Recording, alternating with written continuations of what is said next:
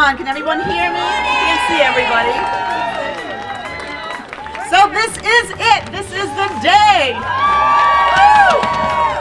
The day we have waited for over a decade.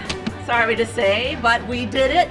We made it. I am really, really excited to be here. So I'm Gail Fords, Executive Director of the YWCA Southeastern, Massachusetts. And thank you all for being here for our ribbon cutting ceremony. So as you know, we were founded in 1911, and our mission is to eliminate racism, empower women, and promote peace, justice, freedom, and dignity for all. Serving over 4,000 individuals and more to come now with our new building, we focus on 4 service areas: adult services, youth services, health and wellness, and residential. The YWCA purchased the Levi Standish House in 1979 from the New Bedford Women's Club and has operated out of it since 1996 when we moved out of Spring Street. So that's when the first thoughts about this journey began. So under the leadership of former Executive Director Yvonne Drayton, who's here somewhere in the corner, and Board Chair Dr. Patricia Andrade, they started this vision. Dr. Andrade, are you here somewhere? She's in Cape Verde. Well, good for her. They started this vision to be under one roof. And with many tosses and turns, like a roller coaster, we have finally finished this project, and a project that I know that I am very proud of. The staff is proud, the board, our volunteers, our participants, former board members, and I know that you will all be really excited to see our expansion for our YW Kids program and our residential program. All of the donors in the audience, thank you for your support. Without you, this journey would have never been complete. This is something that will be here forever. We always talk about this at the board. That's going to be here once none of us are here. Something that will be here for women, children, and their families for many, many years to come. Throughout this process, we also did renovations to our building. So I want to thank some of our partners that housed us when we didn't have a home for 5 months. So North Star Learning Centers, I don't know if Maria Rosario is here, but thank you to North Star. This shows the value of community partnerships. New Bedford Public Schools hosted our YW Kids program, both at Pulaski, Campbell, and Lincoln, so thank you. Temple Landing, I don't know if Temple Landing, anyone from there is here, but thank you for hosting our girls program. I want to thank the Mayor and the City of New Bedford Housing and Community Development Office for all of their support throughout this process. The Commonwealth of Massachusetts. Okay. The Mass Department of Housing and Urban Development. The Housing Innovation Fund for the Commonwealth of Massachusetts Department of Housing through its agent Housing Partnership. The Housing Stabilization Fund through CEDAC. Massachusetts Department of Early Education and Care and the Children's Investment Fund, Mass Development, Early Education and Care Office, New Bedford Housing Authority, and numerous foundations and businesses that supported us, so thank you. I also want to recognize some other elected officials that are in the audience. So I know we have Representative Paul Schmidt, so thank you, Paul. Thank you, my dear. City Councilor Deborah Coelho. City Councilor Naomi Carney. And a few others you're going to hear from in a second. Former Mayor Scott Lang, I know, is here. Ward 5 Councilor Scott Lima. Did I miss anybody? Well, Linda Moret, but she's going to be speaking in a short second. So I didn't say them, but they will be up in a short second. And I want to thank our team. This is definitely a team effort that helped us put this together. So our architect, Davis Square Architecture. Eric is here, who is our principal, Eric Chamberlain. Our development consultant with the Women's Institute for Housing and Economic Development, Ann Reitmeyer. Fishbone Management, which is our owner's rep. So Sarah Holden and Andrea Jones, I believe, are here somewhere. They are a great, great firm. South Coast Improvement, our construction team. Mr. Whalen, I don't know if he's here somewhere. two. And I think that I got everybody from the team, I believe. Okay, so now I want to have our board chair, Dr. Julie Parker.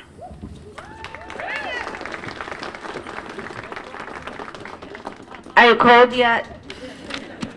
Thank you so much. We're very excited to see everybody here today. We're thrilled with how many people have come out to support the YWCA. This has been a long journey. As Gail said, I've been honored to be part of the board for 9 years. This is my second year as chair, and I want to first thank the board of directors who have stuck with it and pushed us and been creative and thought about the ways in which we can make this happen. I want to thank particularly the building committee, Lynn Mastera, Jane Gonsalves, Christina Di Fonseca, who came to meetings all summer long to make sure that this building was coming to fruition. I want to thank, of course, former board chairs, Dr. Patricia Andrade, who she already mentioned, Jan Baptist, who was there for the big bulk of this push for the Under One Roof campaign. I think she came up with the term. Nicole Almeida and Lena Pyers, who both served before me diligently in service with their creativity. Gail gave a quick background about the Under One Roof campaign, so I won't go through all those details. But I think what this does for the board is it gives, for the YWCA, is it gives us an opportunity to think about what's next. And we know that fair housing is a problem all over the state of Massachusetts and all over the country. This is an opportunity for us to expand our footprint outside of New Bedford. Our catchment area goes from Wareham all the way toward Brockton. I can see an Under One Roof in Fall River. I can see an Under One Roof in Taunton. I know that the government officials will support that. We're very excited about how our new space will be used as a drop-in center, possibly for childcare, people who want to rent out space. I see that place inside. Once you come inside and see inside, it looks like a great place for a wedding shower or a baby shower. Apartments in New Bedford. Like I said, replicating this model in other cities, and we'll be embarking on a strategic plan in 2020.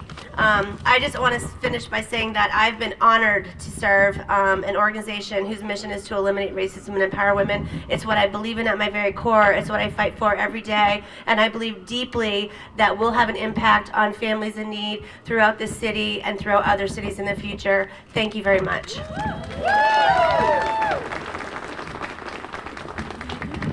So now I'd like to introduce, it is my pleasure, our Mayor of New Bedford, John Mitchell.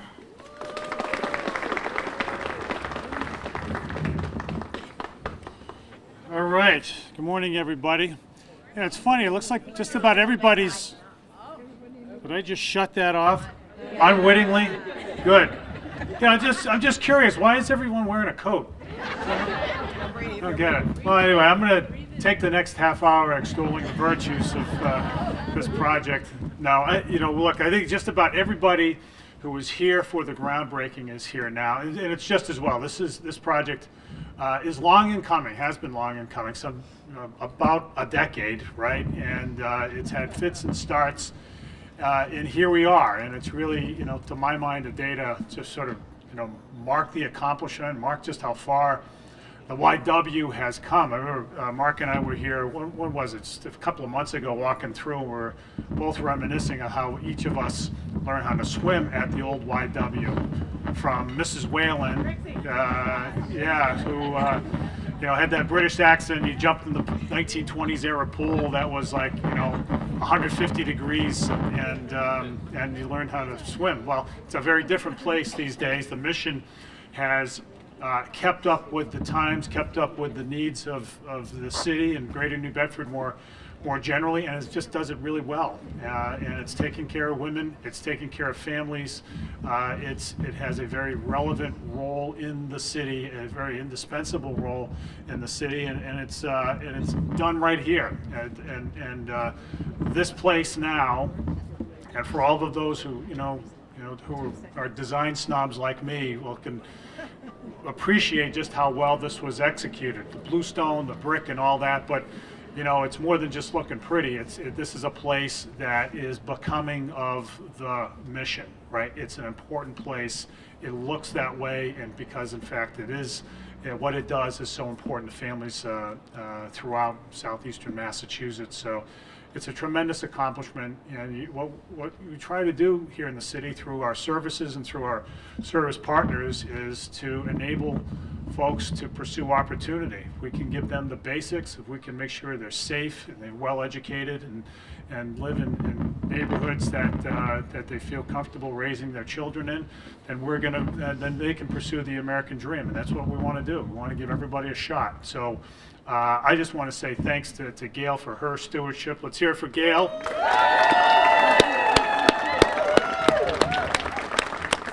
I want to thank all of our state partners, the Baker administration, our legislative delegation, Mark and Tony, who've been behind this project for really since the beginning. And I want to thank all the city folks who pitched in as well. I know Pat Sullivan. Maybe Pat's not here. Pat's probably not here because he's 6'4", and I would see him readily over the crowd. But Pat and his crew did a great job, as well as our planning department, Tabitha Harkin. Really great job in supporting this project with city funds and with their expertise along the way. So, big day right here on 6th Street. Big day for this organization. There's a lot to celebrate and a lot of work to do. So we thank you for this great team effort. Thanks, everybody.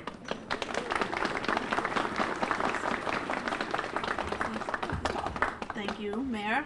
And thank you, too, for the city planning and historic department. It was really, really helpful. They helped us make sure that this fits in with downtown, fits in with the historic, and you'll be pleasantly surprised when you go inside. It's deceiving from the outside. It's much, much larger when you go inside, but it's really, really great. Thank you. And now I'd like to introduce Senator Mark Montigny. I know you're still going to say something anyway. The senator missed our awards event. We were in a formal session. I was not out partying.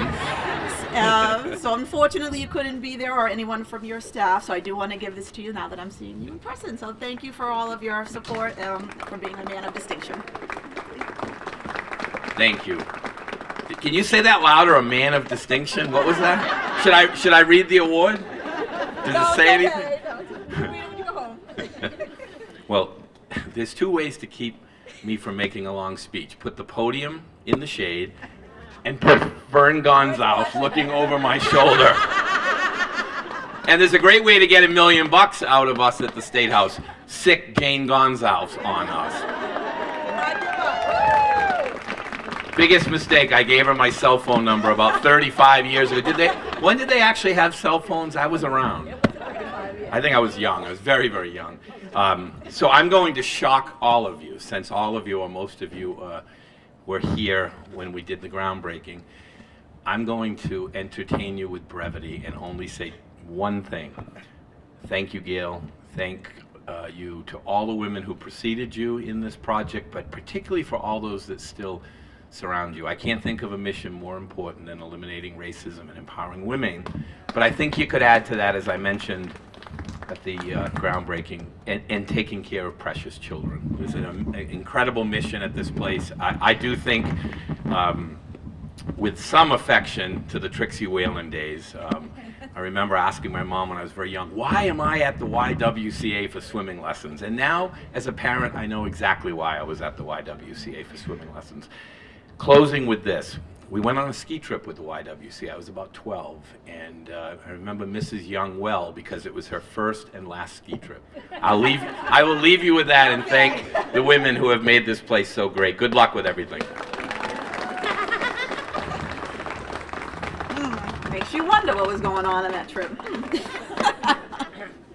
Thank you, Senator. Now it's my pleasure to introduce Representative Antonio Cabral. Well, if Mark is brief, I have to be brief, right?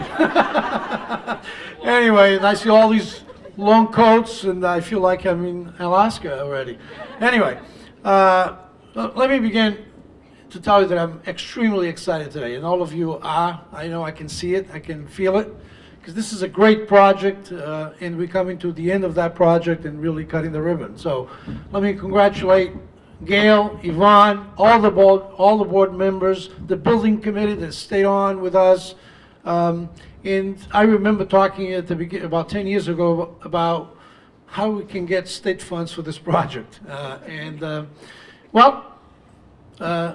said that myself and Senator Montigny, we worked very hard and we secured $1 million in money in terms of bonding itself to come through, and many other grants that have come through as well for this project. So this is unbelievable that to see the end product of all that effort and all that work over the last 10 years, but I think it's extremely worth and important.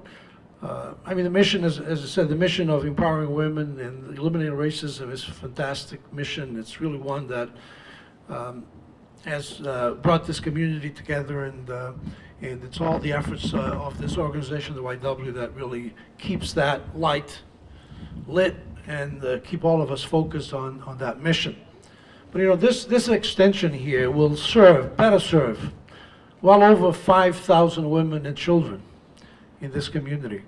And that's in itself a fantastic thing, all under one roof, all under one roof. So, and the efficiencies that will come from that, when Gail at the beginning talked about where they were all over the city during the last 5 months of the project, as you can imagine, now bringing everybody back together and being under one roof, their mission and their goals and their work will be that much more efficient and better. So to all of you, congratulations and thank you for being here. This is great.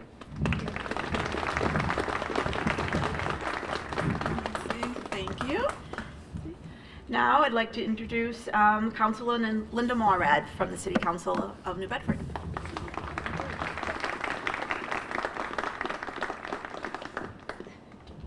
Good morning, everybody. Good morning. Dreams do come true. What a wonderful day. It's an absolutely wonderful day.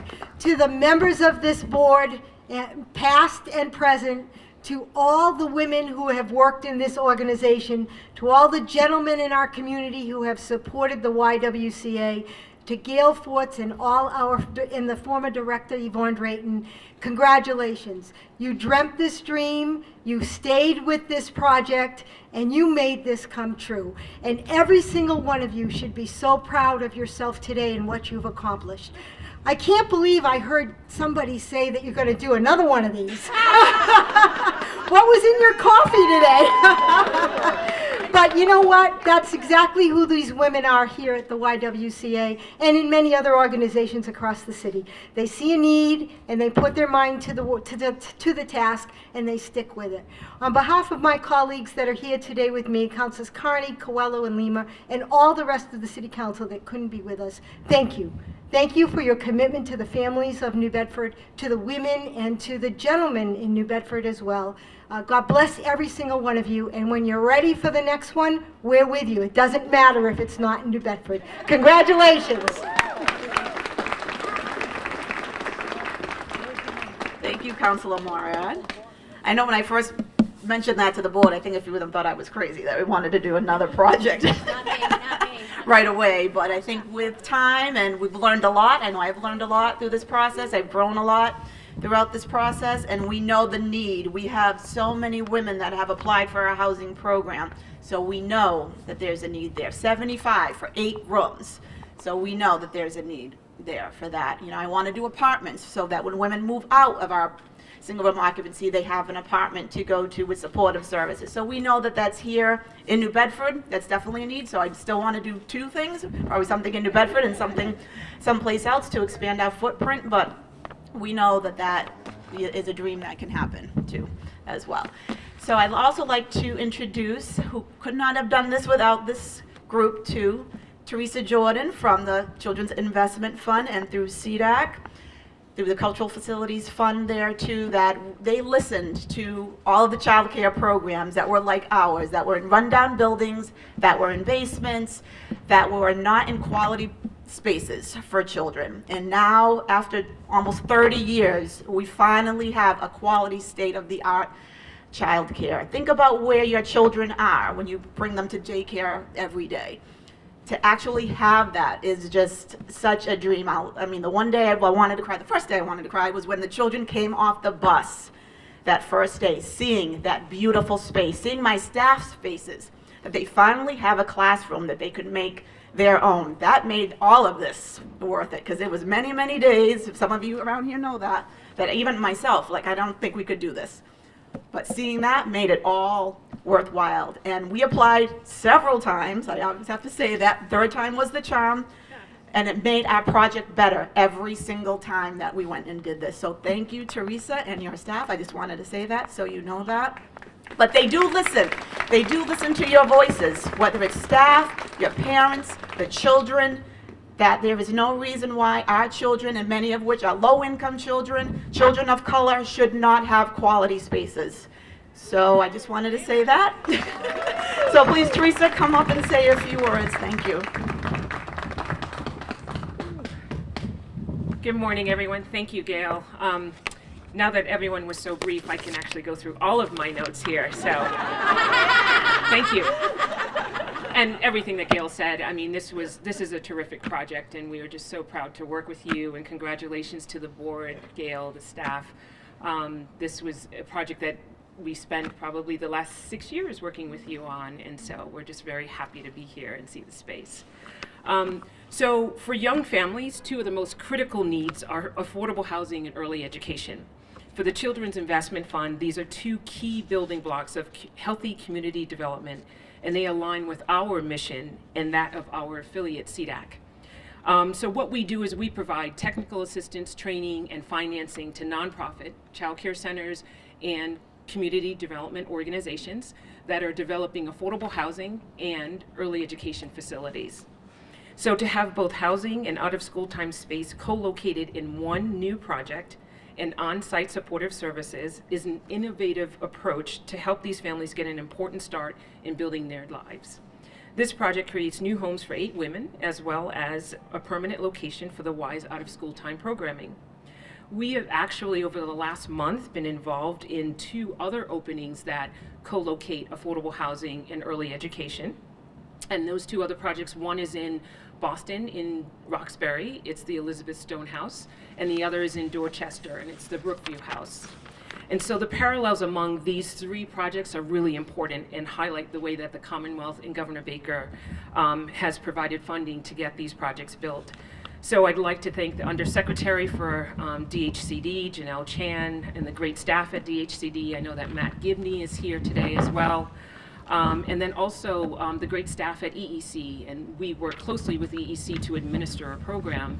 And so we work with DHCD, the Department of Housing and Early in Community Development, and EEC on underwriting. And what we did for this project is, on the child care side, we provided a grant of $800,000, and then on the housing side, a supportive housing funds of $2.2 million. And the EEOST fund was established in 2013 and then reauthorized in 2018, and I'd like to thank Senator Montigny and Representative Cabral for your help in supporting the Early Education and Out-of-School Time Capital Fund. So without you, this project would not happen, because we would not have had the capital funding to support this project. So thank you very much. And then just lastly, I would like to thank Bree Horowitz, who is the Senior Project Manager for the Children's Investment Fund, and she is here today as well. There's Bree, and Bree worked closely with Gail and her staff on administering that $800,000 grant. And so this, lastly, in the words of Maya Angelou, and I'm paraphrasing, each child belongs to all of us, and they will bring us a tomorrow in direct relation to the responsibility that we show them today. Thank you.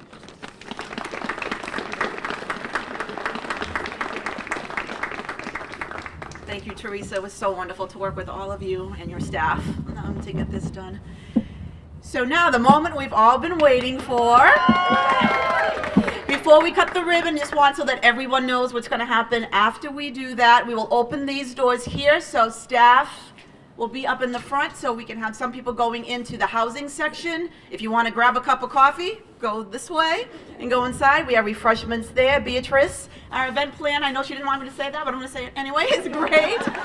She is wonderful. Too. And then we have some YW Kids staff that can bring you around the corner and come into the YW Kids entrance. So you can have 3 different routes there. Okay? All right. Ready, Miss Julie?